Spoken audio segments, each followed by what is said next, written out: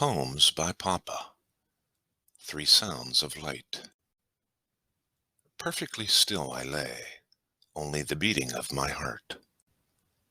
Under the mask my eyes are closed as the first sound starts.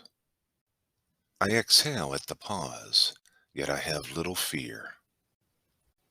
For it is by my cause the skills of strong and sands have gathered near.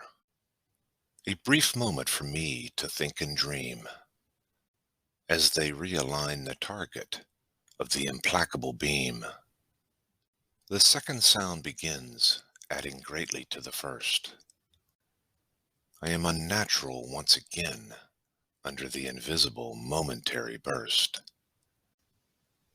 The appointment end is now in sight, but in the days ahead, there will be more to endure of this great internal fight.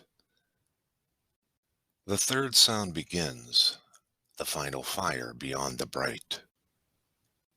Killing, I pray, the enemy within by the harnessed power of its might.